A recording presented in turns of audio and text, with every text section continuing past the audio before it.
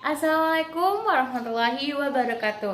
Nama saya Ananda Iskandar Fadila dari kelas 10 MIPA 4 nomor absen 02 akan menjelaskan mengenai dampak yang diakibatkan dari reaksi pembakaran hidrokarbon.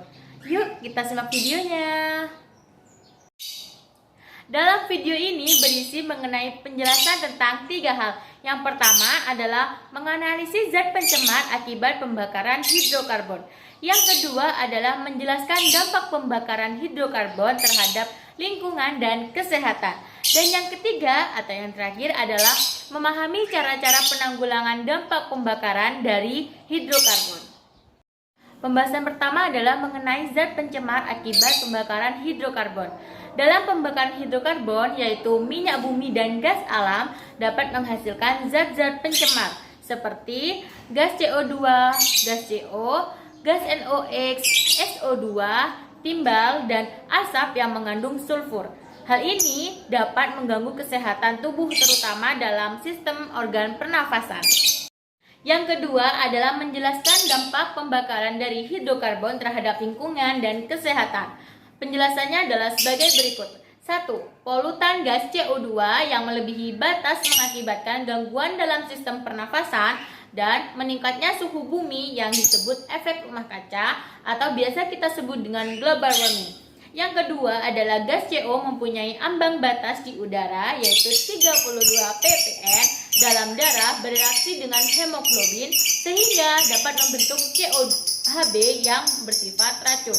Hal ini dapat menyebabkan kematian. Yang ketiga adalah partikulat berupa karbon yang dilambangkan dengan huruf C dan timbal yang dilambangkan dengan huruf PB dapat menimbulkan iritasi pada kulit, mata perih, gangguan saluran pernafasan, dan juga dapat merusak ginjal.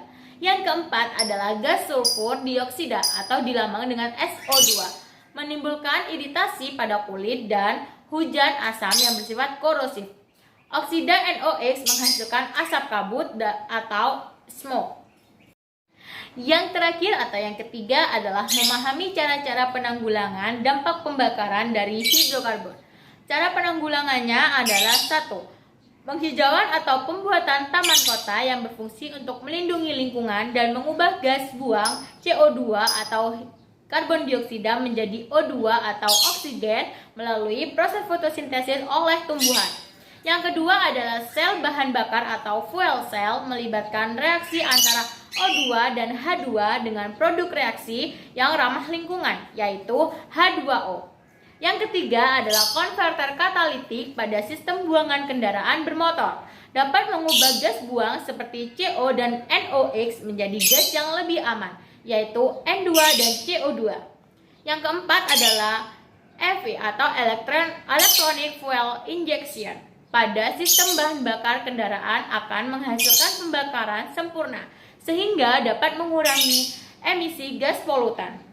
Oleh karena itu, 4 hal tersebut adalah cara-cara yang sebaiknya dilakukan agar dapat mengurangi pencemaran yang terjadi akibat pembakaran hidrokarbon. Sekian dari saya, terima kasih. Wassalamualaikum warahmatullahi wabarakatuh.